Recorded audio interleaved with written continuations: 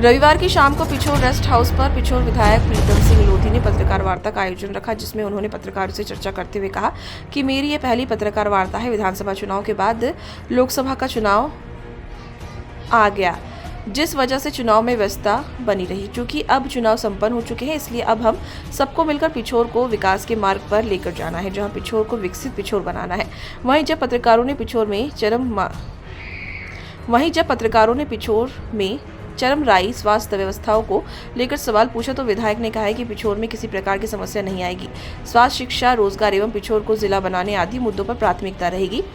वहीं विधायक द्वारा प्रधानमंत्री मोदी एवं केंद्रीय मंत्री ज्योतिरादित्य सिंधिया की भी खूब तारीफ की और उनके पद चिन्हों पर चलकर काम करने की भी बात कही।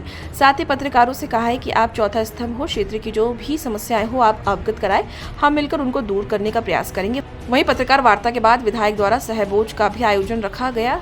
विधायकों ने पत्रकारों के साथ भोजन किया एवं भोजन उपरांत विधायक द्वारा सभी पत्रकारों को भगवान राम जी का छायाचित्र, डायरी, पेन एवं माल्यार्पण कर सम्मानित किया गया। तो क्या कुछ मुद्दों को लेकर, किस चीज़ को लेकर प्रेस वार्ता रखी है? पहले तो सारी प्रेस वालों को बहुत बहुत बधाई हो, धन्यवाद हो।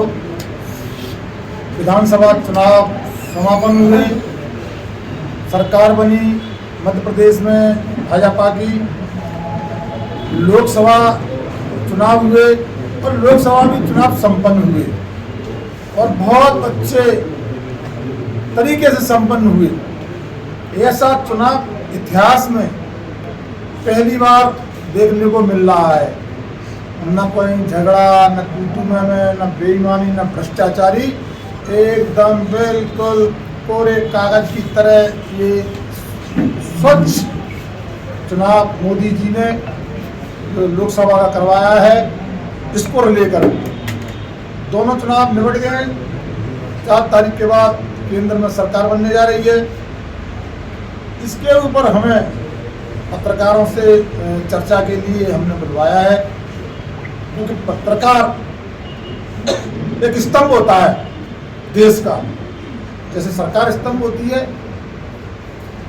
शासन स्तंभ होता है, ऐसे ही बहुत अच्छी भूमिका रहती है पत्रकारों की भी। तो देश के अंदर पत्रकार चाहें तो देश को बहुत आगे बढ़ा सकते हैं।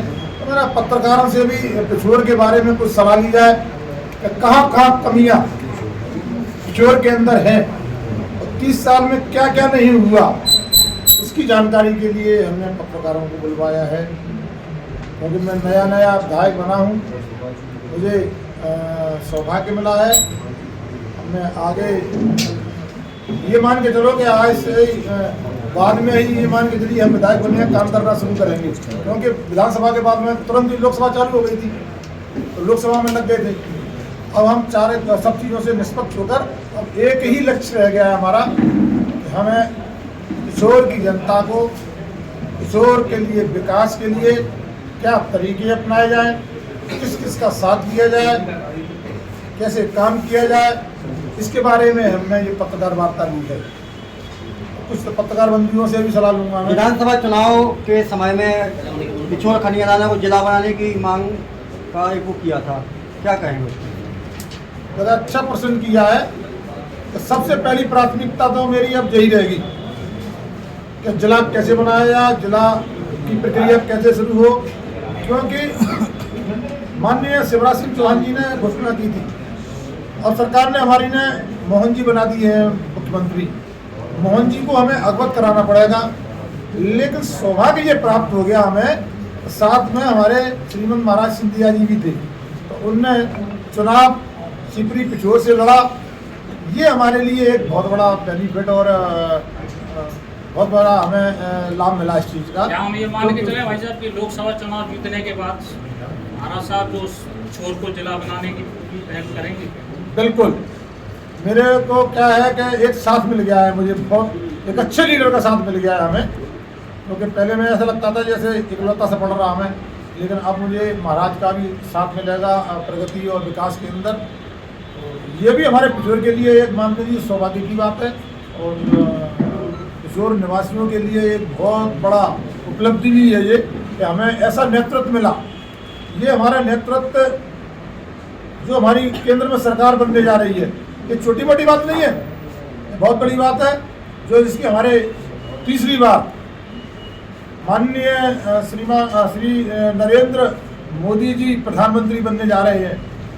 हमारे प्रधानमंत्री नरेंद्र मोदी जी की छोटी मोटी हस्ती नहीं है। मैं तो ये कहना चाहता हूँ नरेंद्र मोदी जी के बारे में कि जो काम अभी तक किसी ने सोचा नहीं था वो चीजें हो रही हैं और वो चीजें होने जा रही हैं। पृथ्वी पर तो झंडा फहराया ही फहराया है, लेकिन ब्रह्मांड में भी हमारे नरेंद्र मोदी जी ने झंडा फहरा दिया है चंद्रमा पर।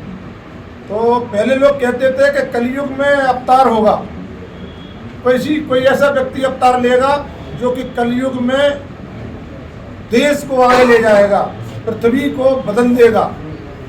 हमें तो ये नजर आता है कि हमारे देश को वो सौभाग्य प्राप्त हुआ है कि जो एक कलयुग में नरेंद्र मोदी जैसे व्यक्ति ने भगवान ने अवतार ले लिया है।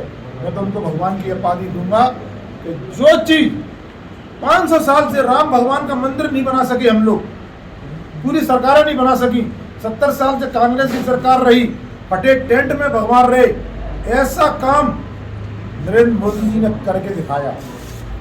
यूक्रेन में रूस में युद्ध हुआ, हमारे छात्र फंस गए थे, लेकिन भारत वर्ष का झंडा लेके निकले, दोनों देशों की लड़ाई रुक गई। ऐसा सीन हमको देखने को मिला। इतिहास में हम पढ़ते थे कि राम नाम से पत्थर डालने से तैर जाएगा और रावण की लंका जल जाएगी, ऐसा हमने पढ़ा है, लेकिन पहली बार आंखों से देखा है हमने। 370 धारा कभी जीवन में न मिटने वाली, लोग कहते थे खून की नदियां बह जाएंगी, वो चीज नरेंद्र मोदी जी ने मुमकिन की। और एक कंकड़ की आवाज नहीं आई दोस्तों, ये मुमकिन काम किसने किया? नरेंद्र मोदी जी ने। 3 तलाक नरेंद्र मोदी जी ने हटाया। जो बगल का देश हमें आंखें दिखाता था हरदम, हमारे जवानों की गर्दनें काट के ले जाता था और फुटबॉल खेलते थे उससे, और हम बैठे बैठे मुख बने बैठे देखते रहते थे हमारे देश के प्रधानमंत्री कांग्रेस सरकार वो चीज घर में घुस के मारा और अभिनंदन जैसे सीना तान के पाकिस्तान से हमारे बॉर्डर पे भारतवर्ष आए, वो करके दिखाया वो नरेंद्र मोदी जी।